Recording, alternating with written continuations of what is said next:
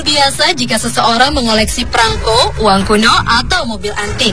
Namun, dapatkah Anda bayangkan jika ada orang yang hobi mengumpulkan mayat? Koleksi seperti itu memang tak lazim dilakukan. Namun, itu nyata. Seperti yang dilakukan beberapa orang berikut ini, yang mungkin dianggap banyak orang memiliki gangguan jiwa. Namun, apakah benar seperti itu?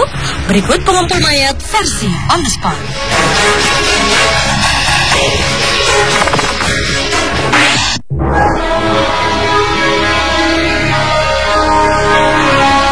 Orang pertama yang mengoleksi mayat adalah seorang pria asal Rusia bernama Anatoly Moskvina. Namun, mayat yang ia incar khusus mayat perempuan yang meninggal di usia 15-26 tahun. Akhirnya, polisi berhasil menemukan 29 mayat yang sudah diawetkan dan diberi pakaian lengkap di apartemen pria berusia 45 tahun itu. Anatoly yang juga dikenal sebagai seorang jenius ini menggali beberapa pemakaman di wilayah Novgorod, Rusia. Dalam pengakuannya, Anatoly mengatakan ia telah mendatangi setidaknya 750 pemakaman. Polisi menduga pria yang bisa berbicara dalam 13 bahasa asing ini memiliki gangguan jiwa. Selain mengumpulkan mayat, Moskvina juga memiliki hobi yang aneh, yaitu tidur di dalam peti. Sejarawan yang telah menulis sejumlah buku mengenai peradaban dunia ini mengaku mencuri mayat-mayat perempuan hanya untuk kesenangan dan bahan penelitiannya.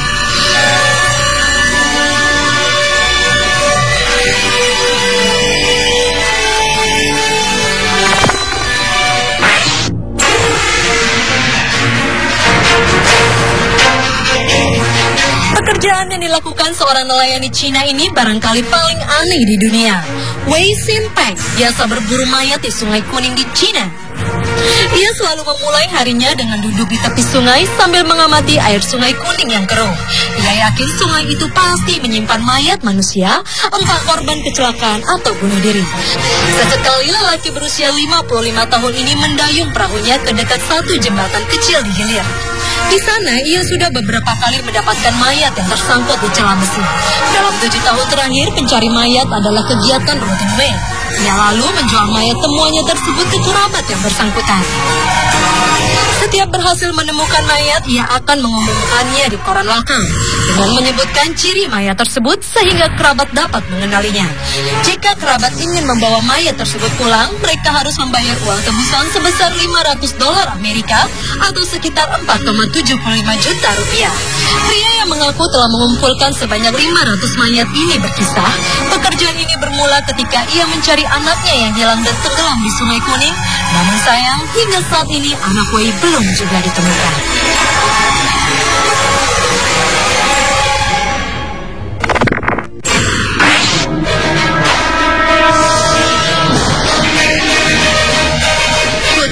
Hans adalah salah satu ahli anatomi paling unik di dunia. Sosok yang dijuluki dokter kematian tersebut seringkali membuat karya seni yang terbuat dari mayat.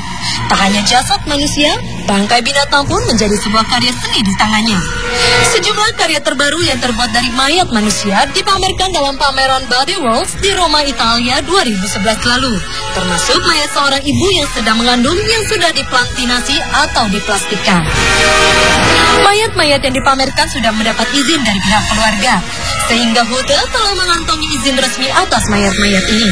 Sementara itu, koleksi bangkai binatang terbaru Hute dipamerkan di Museum ZHB Frankfurt, Jerman bulan Maret lalu dalam sebuah pameran bertajuk Dunia Binatang. Pameran-pameran serupa juga telah diselenggarakan Hute di sejumlah negara besar di dunia.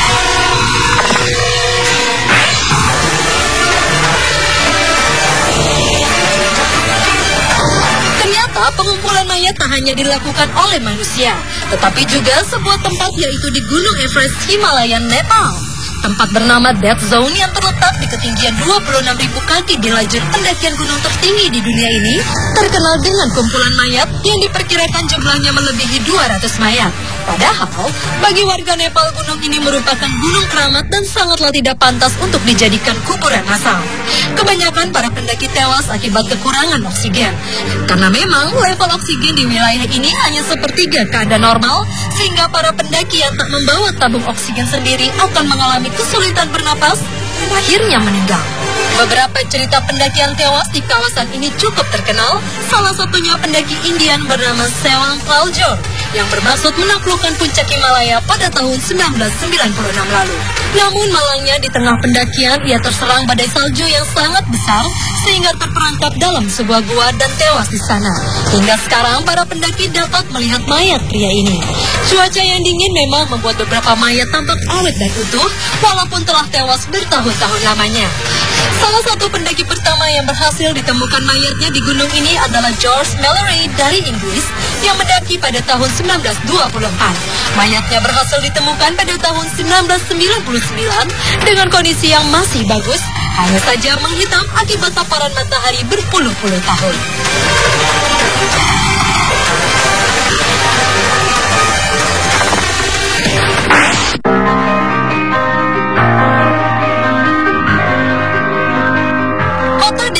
Merupakan kota dengan tingkat kriminalitas paling tinggi di Amerika Serikat sepanjang tahun. Faktor tingginya tingkat pengangguran di kota ini menjadi salah satu penyebab banyaknya orang yang nekat berbuat kriminal. Pada tahun 2005 tercatat hampir 400 kasus pembunuhan di kota ini. Namun walaupun tampak ironis, keadaan ini justru menguntungkan bagi Mike Thomas, pria berusia 40 tahun yang berprofesi sebagai pengumpul mayat. Setiap kali ada kasus pembunuhan di kota tersebut, Mike lah yang bertugas mengambil mayat-mayat itu dan membawanya ke pemakaman kota untuk ditindaklanjuti. Dengan melakukan pekerjaan tak lazim ini, Mike berhasil menafkahi anak dan istrinya. Kepada koran New York Times, ia mengatakan bahwa ia tak malu dengan pekerjaan yang ia lakukan. Pekerjaan ini lebih baik dibanding jadi pengangguran. Pria yang juga merupakan mantan narapidana ini telah melakukan pekerjaan ini selama bertahun-tahun.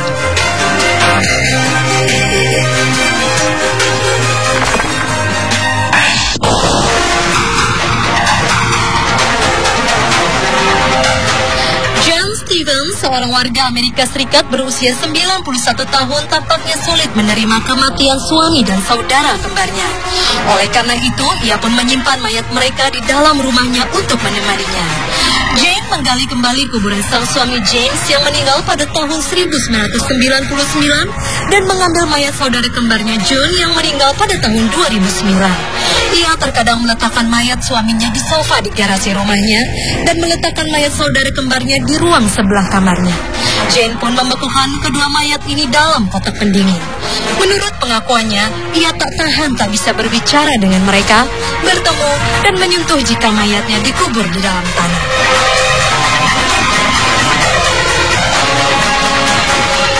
Pemirsa, itulah pengumpul mayat versi On The Spot.